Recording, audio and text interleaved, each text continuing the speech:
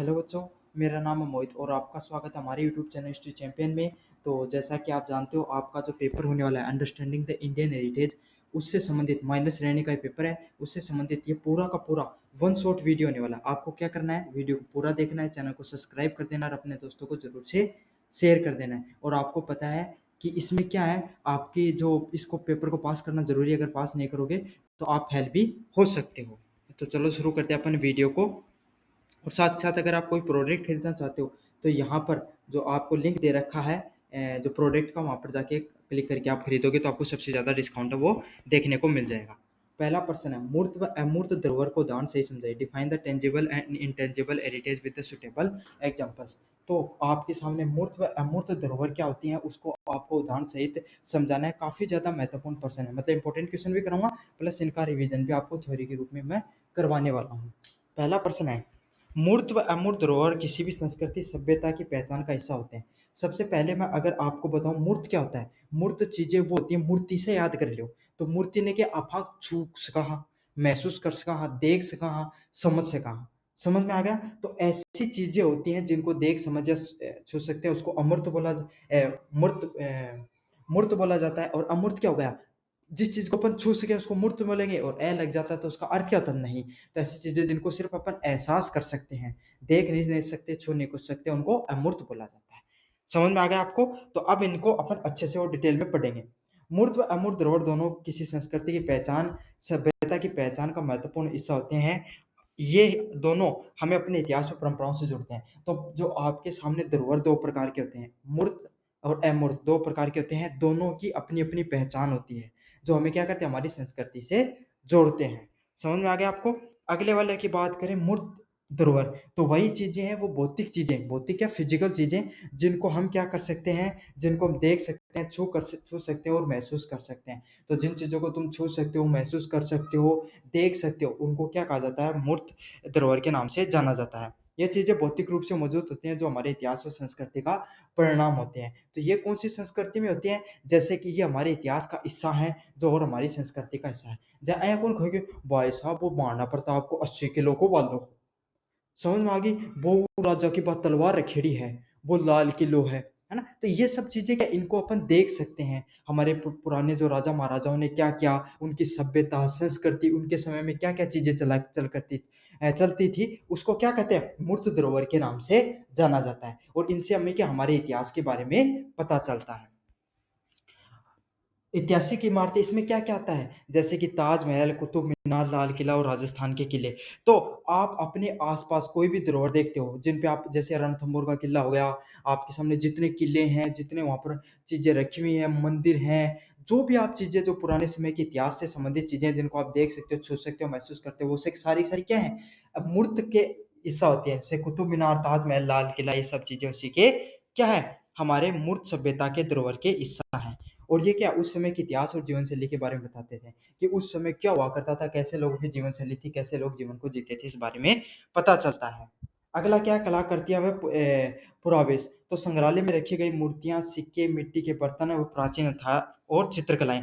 तो इसमें कलाकृतियां भी आती हैं। कलाकृतियों में क्या क्या आती हैं, जैसे कि संग्रहालय में रखी गई मूर्तियां, कोई राजा की मूर्ति रखी गई है, कोई मान लो देवता की मूर्ति रखी गई है, तो वह सब चीजें भी, हर सब चीजों को हिस्सा है। अलग अलग प्रकार का सिक्का पाया जाए, जया कहा करता भाई वो राजा हो, अया का सिक्का जारी कर हाजी पर खुद की मोहर ही, ये सब चीजें हैं। ठीक है, मिट्टी के बर्तन, उस समय किस प्रकार के बर्तन चला करते थे, किस समय के औजार चला करते थे, उन सब चीजों को क्या कहा जाता है, कलाकृतियां व पुरावेश के नाम से जाना जाता है।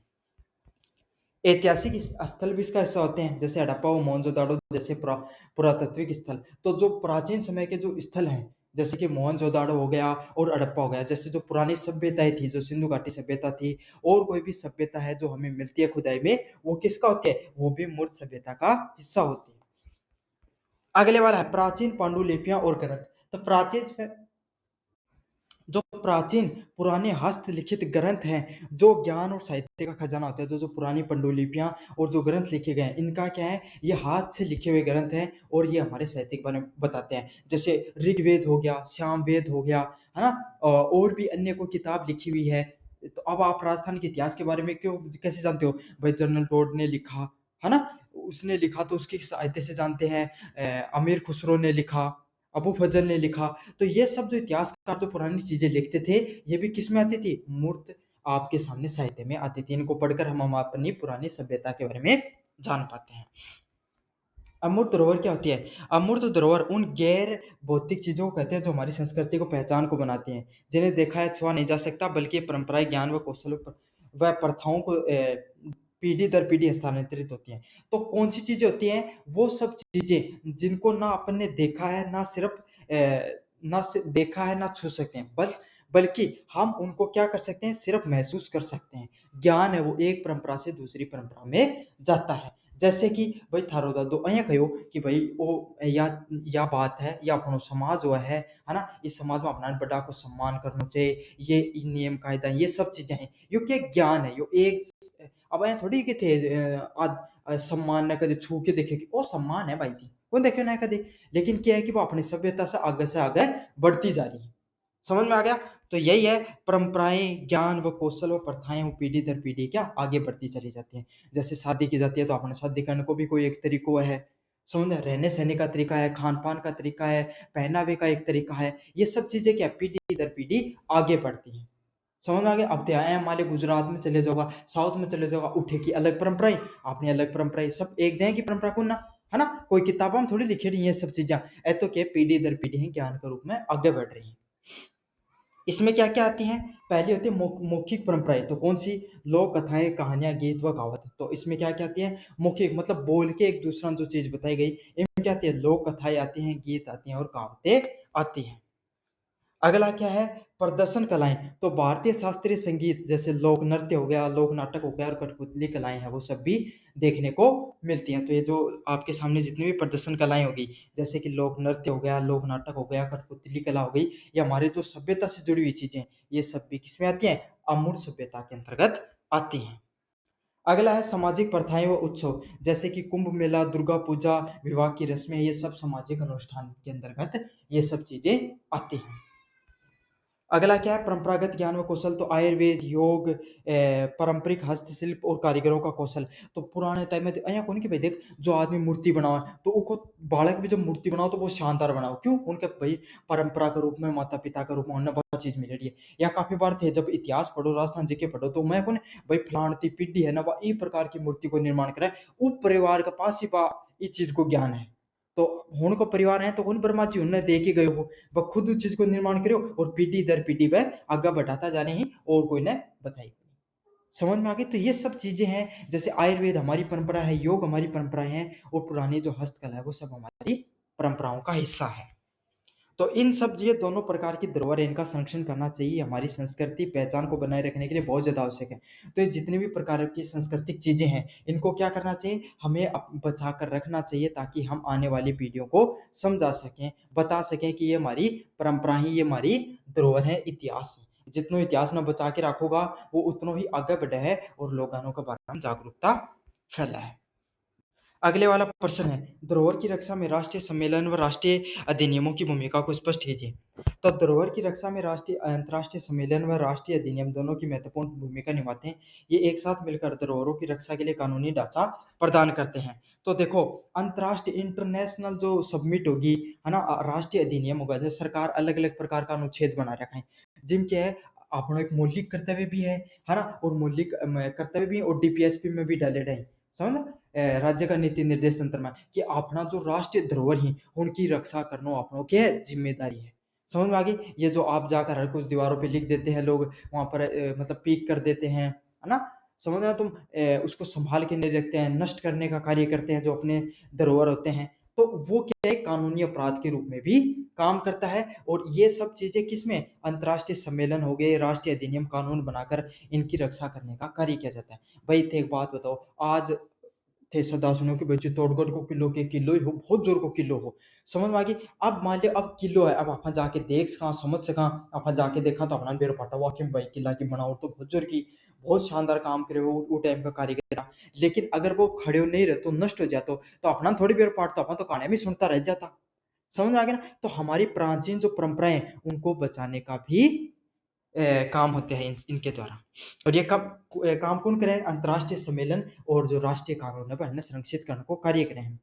पहला है यूनेस्को का जो सम्मेलन हुआ 1970 का, ये सबसे बड़े सम्मेलनों में से एक था। इसका उद्देश्य सांस्कृतिक संपत्तियों और अवैध तस्करों को रोकना था। तो यूनेस्को के द्वारा जो सम्मेलन किया गया 1970 के अंदर, कब? 1970 के अंदर, ये सबसे महत्वपूर्ण सम्मेलनों में से एक था।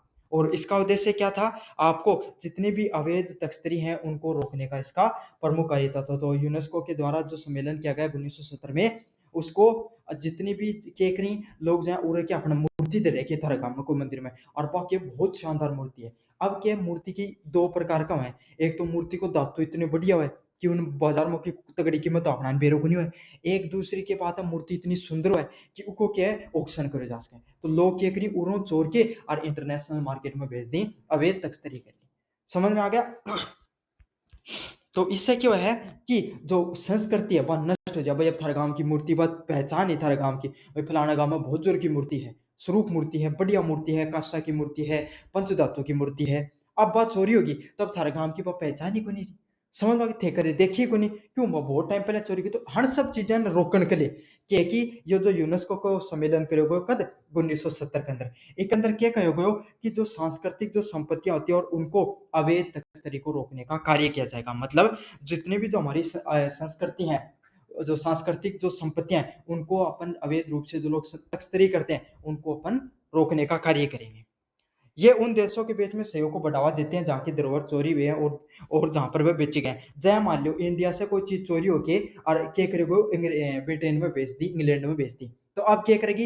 ये जो यूनेस्को को जो 1970 को सम्मेलन क्यों है, इन भारत और जो ब्रिटेन के बीच में कैबिनेट संधि करेगी है कि अगर कोई भी चीज चोरी होगी और वह थारा बाजार में मिलेगी और पुलिस उन पकड़ लेगी तो वह थाने मानना सौंपनी पड़ेगी। और ब्रिटेन की कोई चीज चोरी होगी भारत में होगी तो मैं थाने सौंप दूंगा। तो यो एक अंदर यह चीज है। समझ में आ गई ना? कानूनी रूप से एक संधि करी गई है कि अगर कोई आपस में कोई देश में कोई सामाजिक या सांस्कृतिक कोई चीज पकड़ी गई है अवैध तस्करी के द्वारा पुलिस में, वह एक दूसरा देश ने आपसी सहयोग के द्वारा लौटा दी जाएगी। विश्व विरासत सम्मेलन 1972, इस सम्मेलन के तहत विश्व की विरासत स्थलें वर्ल्ड हेरिटेज की सूची बनाई जाएगी और इन धरोहरों को अंतर्राष्ट्रीय महत्व माना जाएगा और इनका संरक्षण करने के लिए वैश्विक सहयोग मिलेगा। तो आया क्वेश्चन के थे या रामसर साइट है ना, या यूनेस्को के द्वारा धरोहर है। तो ये सब चीज के ही अहिया की चीज जो प्राचीन चीज है, लाल किला मिल रहा है आपने, जो कीर्ति जो स्तंभान मिल रहे, मतलब जो जो प्राचीन चीजें हैं, जो और भी कुतुब मीनार होगी, अलग अलग जगह ही जठे के है कि हुनर संरक्षित करने के लिए कि भाई प्राचीन जगह ही हमको बढ़िया नाम है, ये कोई भी देश की पहचान ही सबसे ज्यादा पर्यटन आई उठे और वो देश ने वो चीज से जाने जाए। तो अहिया की जगह क्या करो जाए विश्व विरासत के रूप में जोड़ ली जाए। मतलब जो अंतर्राष्ट्रीय संस्थाएं होती है वो क्या करती है, उनको संरक्षित करने का कार्य करती है। समझ में आ गई? जहाँ थारा गांव में मान लो कोई मंदिर है और अच्छो पॉपुलर है तो राजस्थान सरकार क्या कर लेगी, उन आपका अंडर में ले लियो कि उरस जहाँ खाटू श्याम जी वालो मेलो है। समझ आ गई? अब राजस्थान सरकार की भी जिम्मेदारी है खाटू श्याम जी को जो मेलो जाल लागे तो उठे कानूनी व्यवस्था करी जा, उठे हर चीज की पर्यटन आ रहे हैं तो उन्हें कोई प्रकार की असुविधा नहीं हुए, सड़का को निर्माण करो जा और उठे समय जो कोई भी प्रकार का जो हाईवे उनको निर्माण करो जा। तो ये तो है राज्य स्तर पे, लेकिन यही कार्य क्या किया जाता है विश्व स्तर पे भी किया जाता है। अलग अलग प्रकार की यूनेस्को साइट बना दी जाती है, इनको क्या फिर विश्व स्तर पे जो अलग अलग संस्थाएं वो सहयोग करने का कार्य करती है। अगला है यूनड्रोइट सम्मेलन 1995। इस सम्मेलन का उद्देश्य चोरी की गई सांस्कृतिक वस्तुओं की कीमतों की वापसी को सुविधाजनक बनाना है। अब क्या है, एक और संधि करी गई यूनी एड्रोइड सम्मेलन 1995 के नाम से। इक अंदर क्या करियो, इक अंदर करियो कोई भी सांस्कृतिक चीज है, कोई भी वास्तविक धरोहर चीजें हैं, उनको क्या कर सकते हो, अगर चोरी हो गई तो आसानी से ज्यादा कानूनी पेच ना लगे, कोई ज्यादा नियम कायदा न फंसे जा, सीधो को सीधो देश ने लौटा दी जा। एक लिए योग्य है आपका सामने सम्मेलन करियोगे कद 1995 में, ताकि क्या यह खरीदार के लिए अच्छी नियत के प्रमाण की मांग करती है। लेकिन जो खरीदार है भाई वो अगर कोई खरीदार ले रहे और उन बेरो बाट को या तो कोई दूसरे देश की चीज है वो लौटा देगो तो ऊपर ज्यादा डिपेंड करे। अब लौटावा ही नहीं, देश ना बेरो ही नहीं पाटा को भारत सरकार ने क्या चीज चोरी करी, ब्रिटेन की है, अमेरिका की है, तो अफा कहीं उन मतलब कोई भी नियम कायदो कहीं काम कर। अब अंतर्राष्ट्रीय अधिनियमों की भूमिका, तो ये तो थी अंतर्राष्ट्रीय जो अधिनियम थी उनकी भूमिका। अब अंतर्राष्ट्रीय जो आपके सामने अधिनियम उनकी क्या भूमिका है। अंतर्राष्ट्रीय सम्मेलन सिर्फ एक कानूनी ढांचा देते हैं लेकिन उसे प्रभावित शीलता देश को के अपने कानून पर निर्भरता करती है। तो अंतर्राष्ट्रीय सम्मेलन के ये भाई कानूनी रूप से तो जामा पहनाउन को काम करे हैं, लेकिन प्रभावी रूप से कोई देश में लागू करने को ठीक काम करें। जय एक बात बताओ, चलो ब्रिटेन में कानून कोई चीज चोरी होगी, भारत की पूछगी, ब्रिटेन आड़ तो लौटा दी, लेकिन भारत में कोई चीज चोरी है जब थारा गांव की चोरी होके और गुजरात में चली गई, अब गुजरात अलग गड़ा शाणा मन के आप अलग गांव में धर ली बोलियो, अब केकरा बोले स्वरूप चीज है उड़े धर लिया, तो बताओ क्या करियो जास का है। यो तो अपना खुद ना अपना भारत सरकार ने इस चीज को ने या राजस्थान सरकार ने तो इस चीज ने सोल्व करनी पड़ेगी नहीं प्रॉब्लम ने, ब्रिटेन वाला थोड़ी करके जाना। तो यही है वो देश के अंदर जो वस्तु ही उन्हें संरक्षित करने को भी कार्य की को है, वो देश के कानूना को है। पहला है कैसे किया जाता है, प्राचीन स्मारक और पुरातत्व स्थल पर विशेष अधिनियम 1998। तो प्राचीन स्मारक और पुरातत्व स्थल से संबंधित विशेष अधिनियम बनाया गया, कहाँ, कौन सा, 1998 वाला। यह भारत के सबसे महत्वपूर्ण अधिनियम है और इसके तहत पुरातत्व स्थल और प्राचीन स्मारकों को संरक्षित किया जाता है। तो ये जो आपके सामने जो आप देख रहे हो ये अधिनियम, ये सबसे महत्वपूर्ण अधिनियमों से एक है। और इसमें क्या पुरातन जो पुरातात्विक स्थल हो गए, प्राचीन स्मारक हो गए, इनको संरक्षित किया जाता है। तो इसका क्या कार्य होता है, जितने भी पुरातात्विक स्थल हो गए, प्राचीन स्मारक हो गए, इनको संरक्षित करने का कार्य किया जाता है। इसमें क्या है, प्राचीन कलाकृतियां व अवशेषों को बिना अनुमति के हटाने या नष्ट करने पर रोक लगती है। तो इनमें क्या है कि जितनी भी पुरानी चीजें कलाकृति उन्हें बिना अनुमति का ना तो हटाए जा सके ना नष्ट करे जा सके। अगर अया करते हो कोई पकड़े गए, जय मान लो थारा गाँव है भाई, थारा गाँव को मंदिर वाली मूर्ति है, उन अगर थे चोरी करता पकड़ा गया, उनके साथ तोड़ फोड़ करता पकड़ा गया और गाँव वाला थाना कर दियो केस, तो या मान लो लाठीबाज, समझ में आ गया ना, पुलिस वाला ले जाके जेल में बंद करके करतू तोड़ सकी थरी, है ना। क्यों, क्योंकि यो अधिनियम है, यो कानूनन अपराध है। समझ में आ गई। तो अया को काम कदे बोल के भी कौन करना। अगला क्या है, पूरा विशेष एवं कला निधि अधिनियम 1972। इस अधिनियम के तहत 100 साल से अधिक पुरानी किसी भी कलाकृति को पूरा विशेष माना जाएगा। ये पूरा विशेष के व्यापार व नियंत्रण पे नियंत्रित करती है। अब थारा मन में आगो कि चला एक काम करा कि कोई अया को मंदिर हो जो बहुत पुराना है, अब वो की मूर्ति के उठा ले जाओ के बेरो पाटे है कोई नहीं, है ना। कम लोग उठे पूछे हैं, लेकिन यो भी एक कानूनी अपराध है। अगर कोई भी चीज है 100 साल से पुरानी है ना, वो एक पुरातत्विक विशेष माने जाओ। पूरा विशेष क्यों है, ऐसी चीजें जो बहुत ज्यादा प्राचीन हो चुकी हैं और जिनका महत्व है, सामाजिक महत्व है, उनको पूरा विशेष के नाम से बोला जाता है। इसको क्या है, ये अंतर्राष्ट्रीय सम्मेलन और वैश्विक मानक स्थापित करते हैं, जबकि अंतर्राष्ट्रीय अधिनियम वो मानकों के देश के भीतर लागू होते हैं। तो यही चीज है कि जो अंतर्राष्ट्रीय सम्मेलन को काम क्यों है, अंतर्राष्ट्रीय स्तर पर अगर कोई भी प्रकार की चीज चोरी होगी या कोई भी चीज में जो पुरातात्विक चीज थी, जो चीज ने किया है वापिस कोई भी देश ने लौटाने को काम करे, और जो अंतर्राष्ट्रीय जो कानून है उनको काम किया देश के अंदर कोई भी अगर कोई चीज चोरी हो जाए उन वापिस लौटाने को काम करे जाए। समझ में आ गया आपको अच्छे से। अब अगले वाले यूनिट का अगले वाले प्रश्न की तरफ बढ़ेंगे। धरोहर संरक्षण में सरकारी विभागों और संग्रहालयों की भूमिका आपका परीक्षण कीजिए। तो जो आपकी धरोहर का जो संरक्षण किया जाता है उसमें सरकारी विभाग और संग्रहालयों की क्या भूमिका होती है, इसके ऊपर अपन टिप्पणी करेंगे। पहला है धरोहर संरक्षण प्रिजर्वेशन और प्रिजर्वेशन और कंजर्वेशन में सरकारी विभाग व संग्रहालयों की भूमिका बहुत ज़्यादा महत्वपूर्ण होती है। ये देश की सांस्कृतिक विरासत को आने वाली पीढ़ियों को सुरक्षित रखते हैं। तो भाई थानवर पुरातत्विक विभाग हुआ है, हर देश के अंदर पुरातत्विक विभाग हुआ है ना।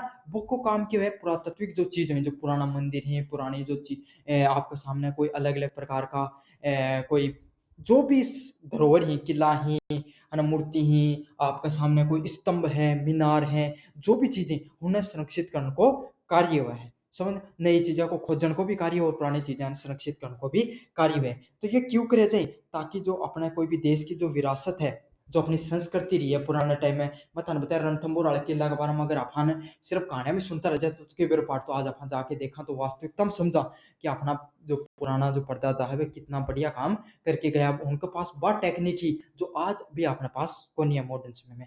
ज्यादा क्यों, देखो सिंधु घाटी सभ्यता की भी अगर आज भी ड्रेनेज सिस्टम देख लो, जल निकासी प्रणाली देख लो, तो आज थाला गांव में पानी को भराव जा है ना, जगह जगह ढाब भरिया रही, लेकिन उनका कौन भरिया करता, वो खुद कितनी पुरानी साल पुरानी चीजें ही बची हैं। तो यही है, यही चीजें हमें क्या है, वो खोज हुई, इसके माध्यम से हमें सभी चीजों को पता चला है। तो इनको खोज होना, पता चलना एक अलग चीज है, उनको संरक्षित करना भी बहुत ज्यादा जरूरी है। जब मान किताब तो लिया थी, खरीद के लिया है ना, पढ़ना तो बाद की चीज है, लेकिन उन्हें संभाल के रखना तो पहली चीज ना। जाते हैं पन्ना पढ़ गिरा तो पाकि पढ़ोगा थे, जरूरी चीज तो है किसी भी चीज को संभाल के रखना।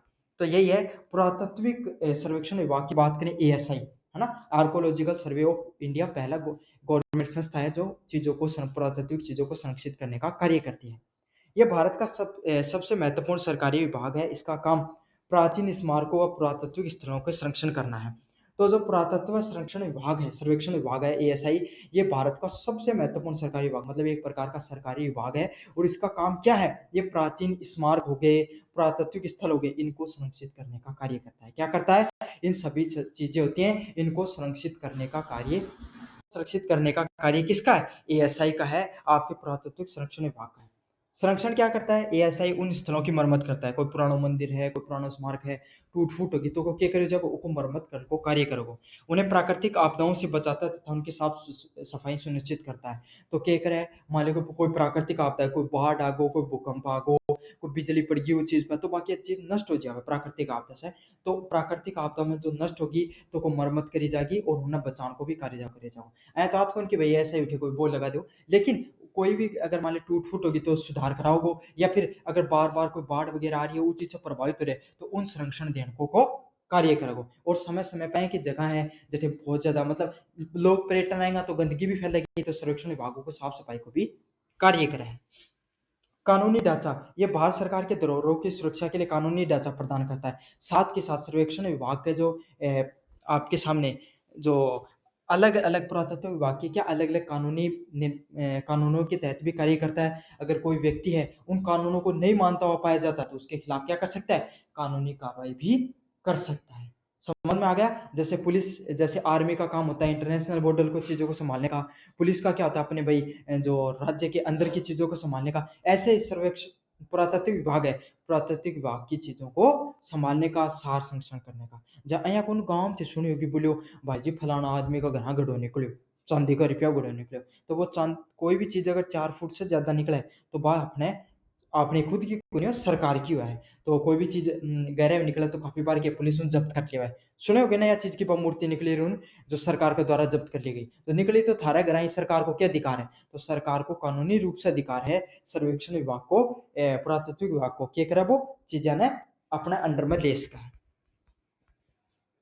राज्य के पुरातत्व विभाग, हर राज्य का अपना पुरातत्व विभाग होता है जो राज्य के अंदर ऐतिहासिक इमारतों और स्थलों की देखभाल करता है। तो राज्य के अंदर जो पुरातत्व विभाग होता है, हर राज्य के अंदर अपने अपने होते हैं। उसका क्या, राज्य के अंदर जितने भी ऐतिहासिक इमारत हैं, स्थल हैं, उनको देख रेख करने का उसका कार्य होता है। तो उसका क्या कार्य है कि जितने भी जो आपके सामने पुरातत्विक स्थल है, समझ में आ गया, और पुरातत्विक चीजें हैं उनको देखभाल करने का भी उसका एक प्रकार से कार्य है।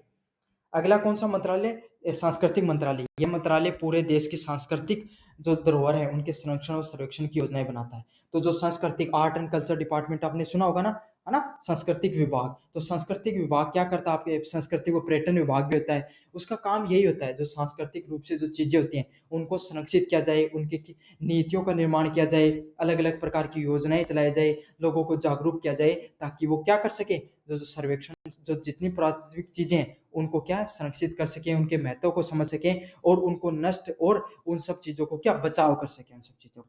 समझ में आ गया? क्योंकि आपको पता है भाई लोग पर्यटन आए, अब अपने शेखावाटी क्षेत्र में हो तो शेखावाटी क्षेत्र की मुख्यतः हवेली बहुत प्रसिद्ध है। अब हवेली बच्चा ही नहीं कि तो लोग घूमने क्यों आऊंगा अपने अपना बोल आए का क्षेत्र नहीं, जटे हवेली बोली ज्यादा प्रसिद्धि और उठे बाहर का भाई बाहर का लोग सैलानी आए घूमने क्यों आऊँ है? क्योंकि भाई साफ सुथरी रहेंगी, बढ़िया रहेंगी, है ना। जब तो जनता देखना ना होगी, नहीं कौन देखना होगा। तो यही है उन सब चीजों को बताना, प्रमोट करना, है ना, उनको संरक्षित करना, ये सब चीज किसके हैं? पुरातत्व विभाग के कार्य होते हैं। और संस्कृति मंत्रालय भी उसके अंतर्गत कार्य करता है उसमें साथ साथ। संग्रहालय की भूमिका, तो जो अलग अलग प्रकार के संग्रहालय बनाए जाते हैं उनकी क्या भूमिका होती है? कलाकृतियों का परीक्षण करना। तो संग्रहालय मूर्त धरोहर जैसे पूरा पूरा विशेष हो गया, कलाकृतियां हो गई और पंडुलिपियां होती है उनको परिलक्षित करते हैं। तो जो कलाकृतियां हैं अलग अलग प्रकार की उनको परिलक्षित करने का कार्य होता है।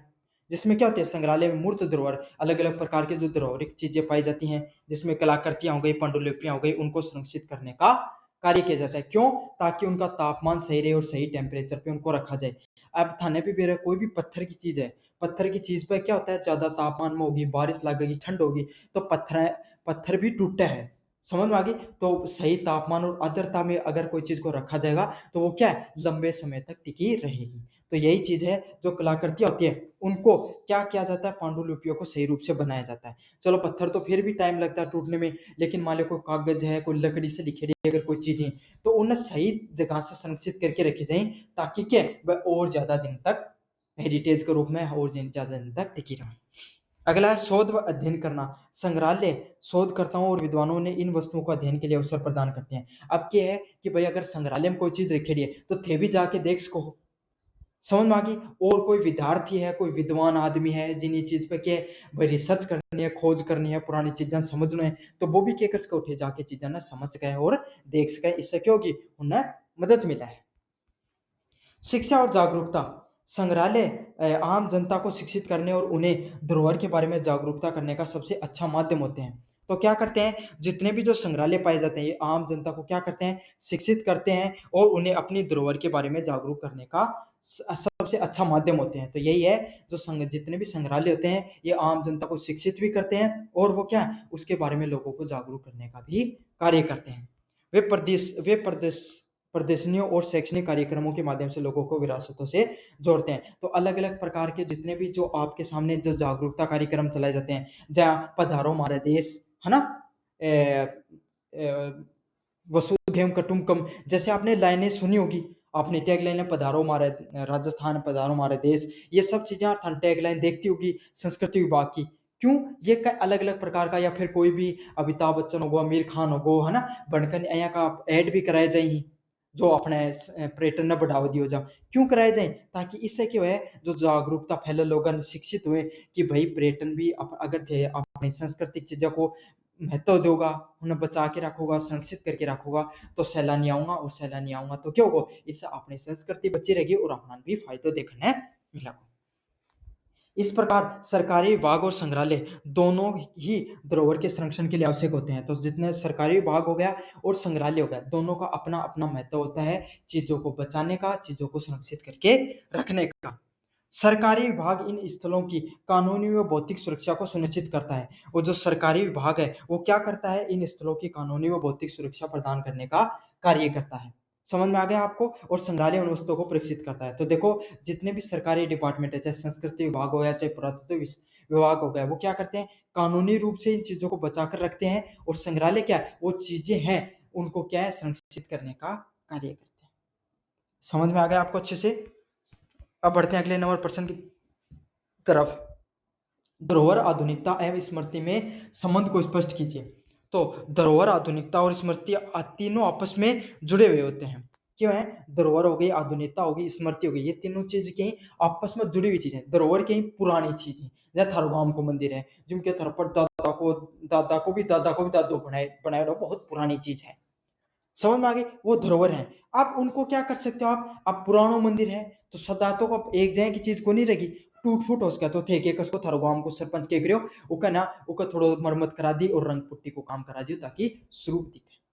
समझ रहे? ये कि उसको आधुनिकता दे दिया। और स्मृतियाँ क्या होती हैं कि भाई आपको पता, आपके गाँव की पहचान के रूप में वो मंदिर इतनी साल पुरानो है, बनाएडो है ना? तो क्या स्मृति भी है लोगों की उसे। तो यही है, ये तीनों की तीनों चीज़ें आपस में जुड़ी होती हैं और एक-दूसरे को प्रभावित करती हैं। किस प्रकार प्रभावित करते हैं? आगे समझेंगे। धरोहर व आधुनिकता संबंध की बात करें, आधुनिकता और धरोहर एक दूसरे के विपरीत नहीं है, बल्कि एक दूसरे के पूरक होते हैं। मतलब अगर अफा के समझा धरोहर क्यों है, पुरानी चीजें, थार गांव को मंदिर है, उनका आधुनिकता से कोई लेने देने को नहीं, लेकिन यहाँ बिल्कुल भी को नहीं है। दोनों चीज के एक दूसरा का समानार्थी ही। पुरानी चीज होगी तो क्यों होगी, पुरानी चीज भी क्यों है, बढ़िया है, पुरानी चीज भी अपने लायक है।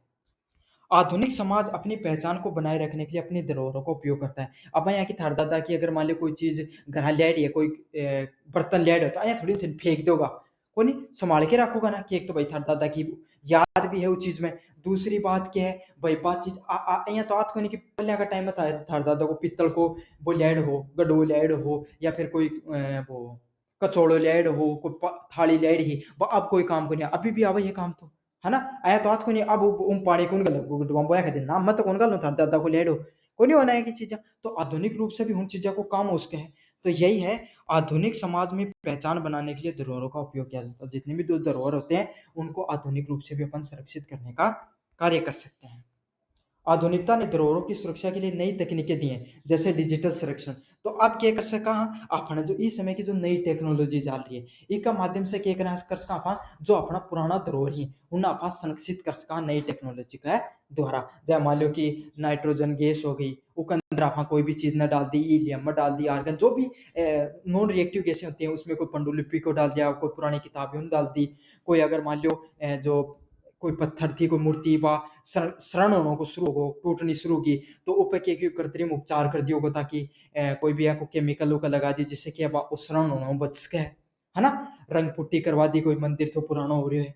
तो ये सब क्या है, ये सब जो आधुनिक तकनीकें, आधुनिक चीजें हैं, इससे क्या हम अपने धरोहरों को बचा के रख सकते हैं। हालांकि आधुनिक विकास में कई धरोहरों को नुकसान भी पहुंचा है, जैसे शहरीकरण के कारण पुराने स्मारकों को नष्ट करना। तो क्या है कि भाई जो आधुनिकता है इससे लोगों को फायदों को नहीं, कई बार नुकसान भी हुआ है।